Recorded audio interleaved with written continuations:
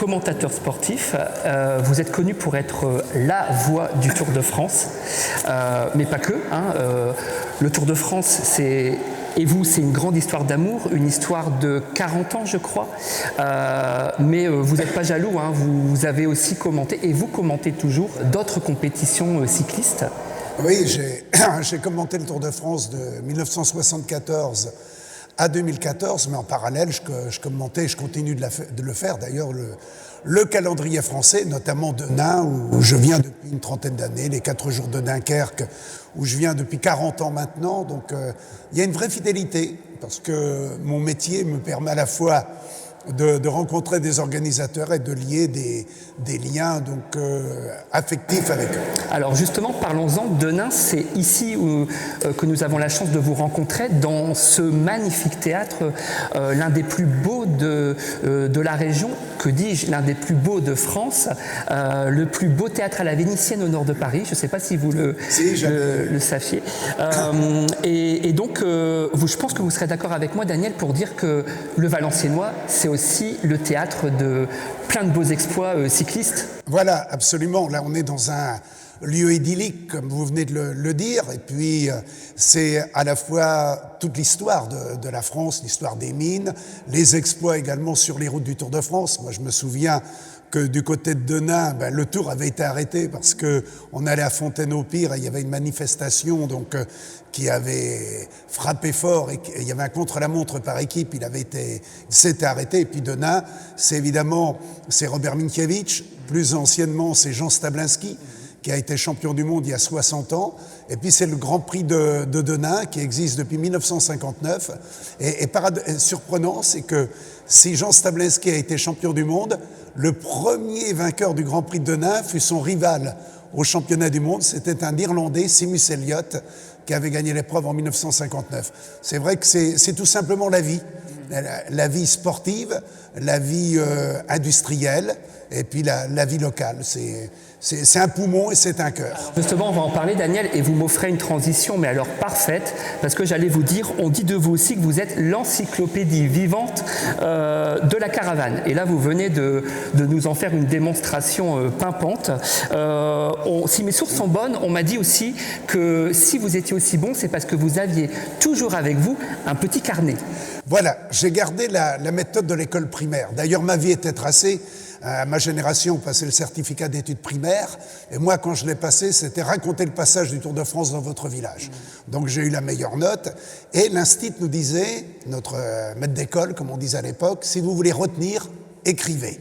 Et j'ai toujours maintenu cela, c'est une formule qui m'a réussi et qui continue de me réussir. Donc dès que je veux retenir quelque chose, parce que parfois on peut avoir des problèmes de concentration, laisser un petit peu l'esprit vagabonder, j'écris, comme ça je retiens. Et c'est vrai que j'ai toujours mon petit carnet, mon stylo. Si je l'ai pas, je me sens tout nu, donc je l'ai toujours avec moi. Ne nous en voulez pas, Daniel, aujourd'hui, on va faire un petit jeu, et en fait on a eu envie de titiller votre mémoire, parce que forcément vous n'avez peut-être pas votre carnet avec vous tout le temps, mais rassurez-vous, je suis là pour vous donner des indices. Le but, c'est de s'amuser, de passer du bon temps, et donc on va vous poser quelques petites questions sur 2-3, voilà, pas plus, sur des événements. Alors, vous n'aurez sans doute pas assisté à tous ces événements. Il y en a certains qui feront appel peut-être à votre mémoire de fan de cyclistes, mais en tout cas, on va jouer ensemble. Alors, ma première question va concerner la première fois. Alors, on connaît votre date, votre premier Tour de France en tant que commentateur.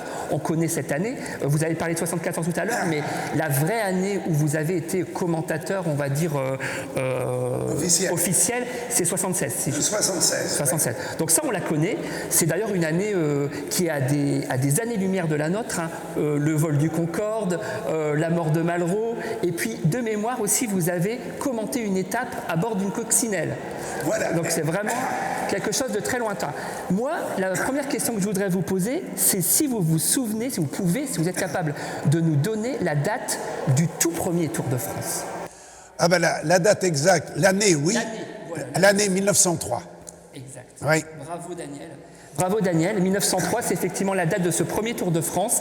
Et c'est aussi la date, ça peu de gens le savent, d'une compétition sportive beaucoup plus locale.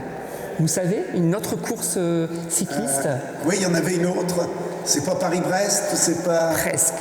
Presque. Ça concerne vraiment notre secteur. Ah, alors, je sais pas, Paris-Lille. Paris-Valenciennes. Ah, Paris-Valenciennes, ah bah oui, qui a bien existé après. Hein, Tout à fait. Et donc figurez-vous que la première édition, c'est aussi 1903, la deuxième en 1905, et c'est la date d'un tableau qui est ici, qui a été représenté par le peintre dont je vous parlais tout à l'heure, Lucien Jonas. J'ai une copie, voilà, pas vrai, mais j'ai une copie. qui lui, à défaut d'avoir fait le Grand Prix de Denain, a gagné le Grand Prix de Rome. Voilà, donc c'est quelque chose d'assez sympathique également. Donc bravo, déjà vous avez tout bon sur la première question. Première donc année du Tour de France. Tiens, on va corser un petit peu. Est-ce que vous savez qui est le cycliste qui a gagné ce premier Tour de France? Eh ben, le cycliste qui a gagné le premier Tour de France, il s'appelle Maurice Garin. Et il était d'origine italienne. On l'appelait le petit ramoneur. Et il n'y avait pas de maillot jaune à l'époque. Le maillot jaune est venu en 1919, mais Maurice Garin a gagné le premier tour en 1903. Alors vous êtes décidément imbattable à ce jeu, Daniel, déjà bravo. C'est bien Maurice Garin et effectivement je trouvais sympa de lui faire honneur parce qu'effectivement attaché au nord et en même temps ses origines italiennes, petit clin d'œil au théâtre dans lequel nous sommes à présent. Alors, deuxième petite question, on va partir dans une période que vous connaissez bien puisque vous avez été la voix du Tour de France. On va partir en 91. En 91, on est sur la 5e étape du Tour. On est sur l'étape Reims-Valenciennes et ma question est la suivante. Comment... alors cette étape s'est terminée de façon insolite. Est-ce que vous vous en souvenez et pouvez-vous brièvement nous rappeler ces faits? Ben je crois, enfin, parce que j'adapte ma mémoire, hein, donc j'oublie le passé, j'arrive au présent. Je crois que le maillot jaune avait chuté. Rolf Sørensen, un Danois, et il a été contraint d'abandonner le Tour. Il est quand même monté sur le podium, mais il n'a pas pu repartir parce que je crois qu'il avait une fracture de la clavicule. C'est tout à fait exact, Daniel, vous m'épatez. Donc là, c'est un sans faute jusqu'à maintenant. Je vous souhaite vraiment de continuer. Ma troisième question, et on arrive à la fin du jeu, nous projette dans les années 70. Alors dans les années 70, j'ai découvert moi-même quelque chose d'assez intéressant, c'est qu'on va construire l'autoroute Lille-Val, enfin qui passe par Valenciennes, Lille, et que ça va venir perturber le tracé de la course cycliste, et ça va aussi correspondre à une période où vont se raréfier les secteurs pavés. Donc à partir de cette période, on va avoir la naissance de collectifs comme les Amis du Paris-Roubaix qui vont militer pour à la réhabilitation des pavés parce que, et ça j'étais loin de le savoir, à l'époque le pavé n'était pas tendance.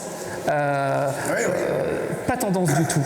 Alors tout ça nous ramène à 1970, le Tour donc 1970, Tour de France 70, 6e étape. Au terme de cette 6e étape, rentre dans le stade Lingesser de l'époque le peloton de tête. Ils sont 15. Et de ce peloton va s'échapper quelqu'un qui va gagner cette étape. Vous souvenez-vous de la personne qui a gagné cette étape? Non. Séché. C'est Roger de Vlaminck. Ah, ouais. C'est Roger de Vlaminck. Qui va être un homme de Paris-Roubaix. Qui va être un homme de Paris-Roubaix parce que du coup, plusieurs fois, il va véritablement gagner cette course. Et à travers cette anecdote, c'était vraiment de pointer justement ce problème des pavés parce que, mais peut-être pourrez-vous nous confirmer tout ça, 15 personnes, voire des fois 17 personnes dans le sprint final, c'est vraiment exceptionnel. Ouais, ça ne plaisait pas à Jacques Godet, qui était le patron du Tour de France et de Paris-Roubaix à l'époque, et il avait demandé à Albert Bouvet, qui était un ancien coureur de haut niveau, qui avait fait 2 fois deuxième des championnats du monde de poursuite, de dégoter des secteurs pavés. Et Albert Bouvet était un contemporain de Jean Stablinski, et ensemble, le ch'ti et le breton se sont associés pour aller... Parce qu'à l'époque, Paris-Roubaix prenait des routes nationales qui avaient encore des secteurs pavés.